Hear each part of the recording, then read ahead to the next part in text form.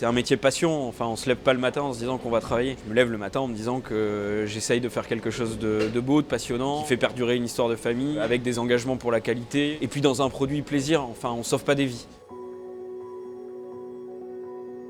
Je m'appelle Paul, je suis le dirigeant du Moulin de la Vessière. On est spécialisé ici dans la fabrication d'huile, noix, noisettes, amandes, cacahuètes, farine et produits d'épicerie autour des fruits à coque. Le Moulin de la Vessière, c'est avant tout une histoire de famille, puisque le moulin est dans notre famille depuis 1857. C'est mon arrière-grand-père Jacques Elias qui acheta le moulin. À partir des années 90, c'est mon grand-père qui a pris le relais. Et puis c'est en 2012 que ma mère a repris l'entreprise. Et donc en 2020, quand le Covid est arrivé, j'étais salarié à Paris. J'ai fait mon confinement ici et j'ai décidé de ne pas repartir, puisque en fait ma place, elle était là.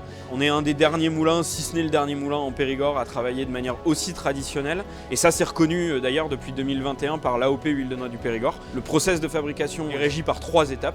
La première étape, on va écraser la matière première grâce à une meule en pierre dans le but d'obtenir une pâte. Cette pâte, on va la faire chauffer dans une poêle et tout le savoir-faire de la fabrication d'huile, il se transmet autour de cette poêle de génération en génération.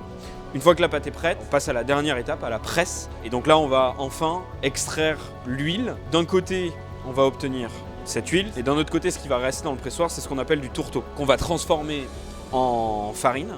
Toute la matière que l'on met en œuvre, on veut la valoriser. Et ça nous permet aujourd'hui de ne pas générer de déchets de production et de valoriser 100% de la matière qui est mise en œuvre.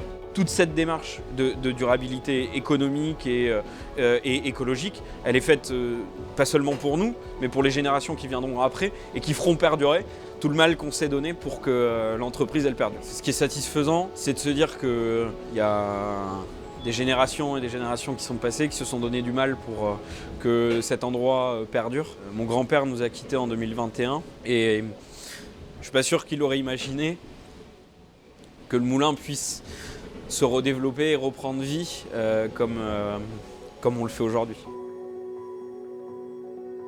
L'année dernière, on a repris les Noyeraies du Lander, qui est une exploitation agricole à côté de Sarlat. Donc grâce à cette reprise, on est devenu également producteur de noix. Ça nous permet de maîtriser toute la qualité de notre produit. Au travers de ça, nous, notre objectif, c'est de valoriser les matières premières que l'on fabrique sous différents produits. Au travers de tous ces développements produits, on souhaite aussi être des acteurs de notre territoire et travailler main dans la main avec des producteurs de notre territoire.